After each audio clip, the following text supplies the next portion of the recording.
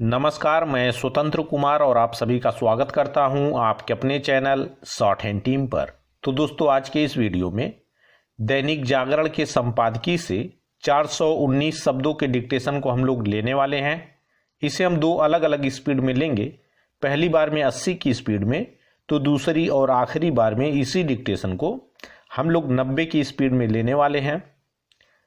अगर आपको इस डिक्टेशन के PDF की ज़रूरत है या इसमें आए हुए महत्वपूर्ण शब्दों के आउटलाइंस को जानना चाहते हैं, तो आप हमारे टेलीग्राम ग्रुप को ज्वाइन कर सकते हैं। लिंक इसी वीडियो के ठीक नीचे डिस्क्रिप्शन बॉक्स में आपको मिल जाएगा। तो 80 की स्पीड में आपका डिक्टेशन स्टार्ट होगा 5 सेकंड के बाद। तब तक के लिए आप रेडी रहें।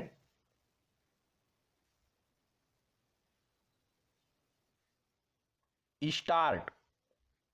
हिंदू नववर्ष पर राजस्थान के करौली में सांप्रदायिक हिंसा का जो सिलसिला कायम हुआ था और जो रामनवमी एवं हनुमान जन्मोत्सव के अवसर पर भी देश के कई हिस्सों में देखने को मिला, वह समाप्त होने का नाम नहीं ले रहा है।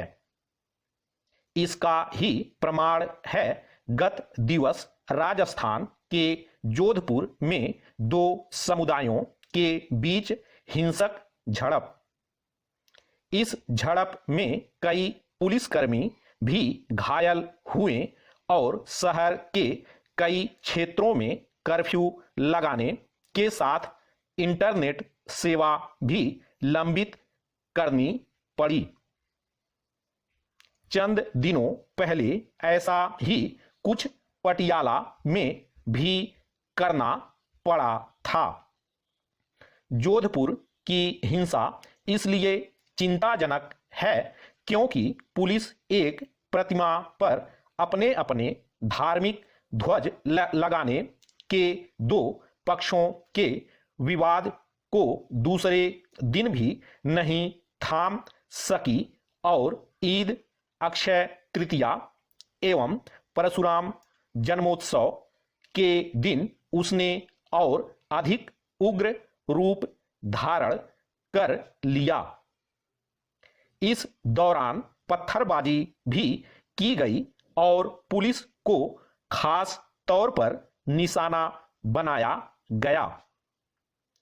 यह एक खतरनाक चलन है कि सांप्रदायिक टकराव की घटनाओं में अब पुलिस को विशेष रूप से निशाना बनाया जाने लगा है। खरगोन, दिल्ली, हुबली आदि के बाद जोधपुर में भी ऐसा हुआ। इसका मतलब है कि शांति व्यवस्था के साथ कानून एवं व्यवस्था को चुनौती देने वाले तत्वों का दुस्साहस बढ़ता जा रहा है।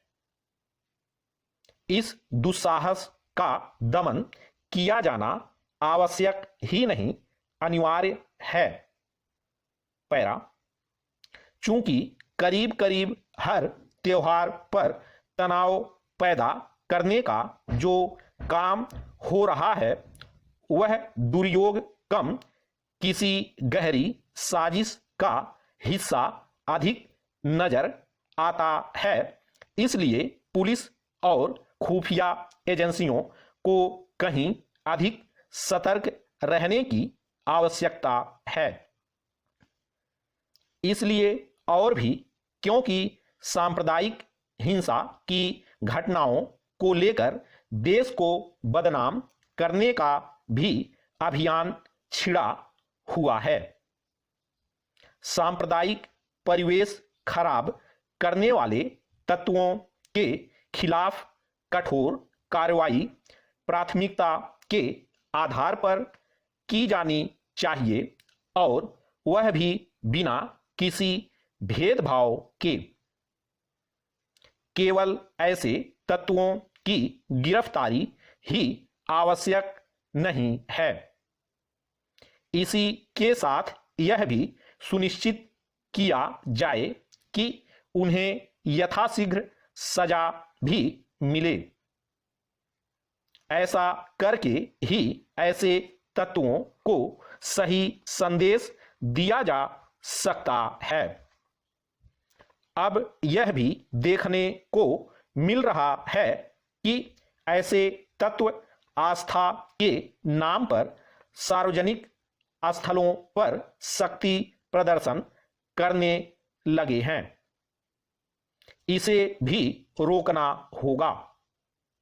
इससे संतुष्ट नहीं हुआ जा सकता कि राजस्थान के मुख्यमंत्री अशोक गहलोत ने अपने गृहनगर जोधपुर में सांप्रदायिक हिंसा के लिए जिम्मेदार लोगों के खिलाफ कठोर कार्रवाई करने की बात कही, क्योंकि इसकी अनदेखी नहीं की जा सकती कि करौली हिंसा के लिए जिम्मेदार माना जाने वाला अभी तक फरार चल रहा है।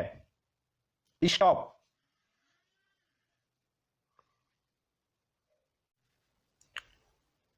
दोस्तों, इसी डिक्टेशन को दूसरी बार में हम लोग 90 की स्पीड में लेंगे और आपका समय स्टार्ट होगा 5 सेकंड के बाद। तब तक के लिए आप रेडी रहें।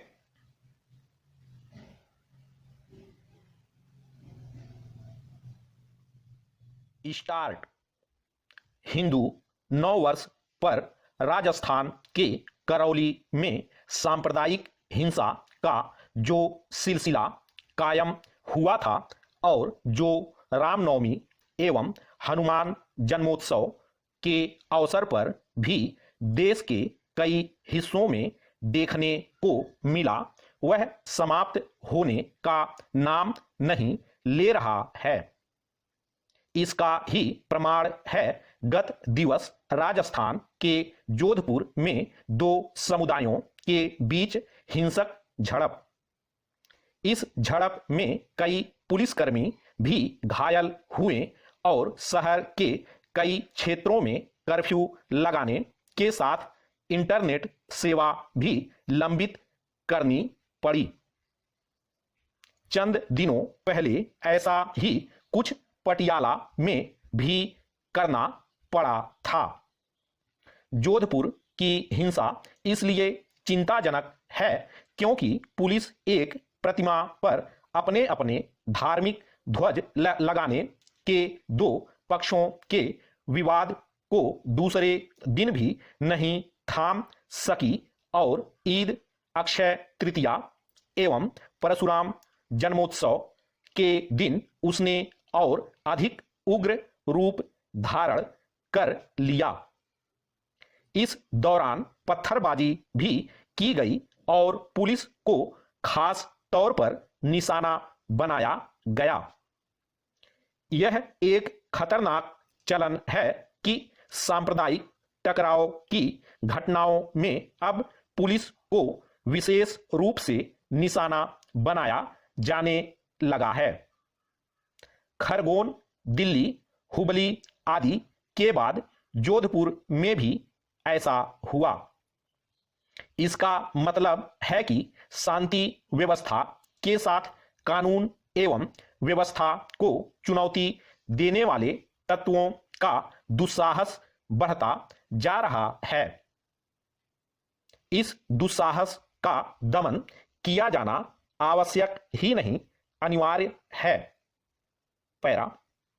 चूंकि करीब करीब हर त्योहार पर तनाव पैदा करने का जो काम हो रहा है वह दुर्योग कम किसी गहरी साजिश का हिस्सा अधिक नजर आता है। इसलिए पुलिस और खुफिया एजेंसियों को कहीं अधिक सतर्क रहने की आवश्यकता है। इसलिए और भी क्योंकि सांप्रदायिक हिंसा की घटनाओं को लेकर देश को बदनाम करने का भी अभियान छिड़ा हुआ है। सांप्रदायिक परिवेश खराब करने वाले तत्वों के खिलाफ कठोर कार्रवाई प्राथमिकता के आधार पर की जानी चाहिए और वह भी बिना किसी भेदभाव के। केवल ऐसे तत्वों की गिरफ्तारी ही आवश्यक नहीं है। इसी के साथ यह भी सुनिश्चित किया जाए कि उन्हें यथाशीघ्र सजा भी मिले। ऐसा करके ही ऐसे तत्वों को सही संदेश दिया जा सकता है। अब यह भी देखने को मिल रहा है कि ऐसे तत्व आस्था के नाम पर सार्वजनिक स्थलों पर शक्ति प्रदर्शन करने लगे हैं। इसे भी रोकना होगा। इससे संतुष्ट नहीं हुआ जा सकता कि राजस्थान के मुख्यमंत्री अशोक गहलोत ने अपने गृहनगर जोधपुर में सांप्रदायिक हिंसा के लिए जिम्मेदार लोगों के खिलाफ कठोर कार्रवाई करने की बात कही, क्योंकि इसकी अनदेखी नहीं की जा सकती कि करौली हिंसा के लिए जिम्मेदार माना जाने वाला अभी तक फरार चल रहा है। स्टॉप।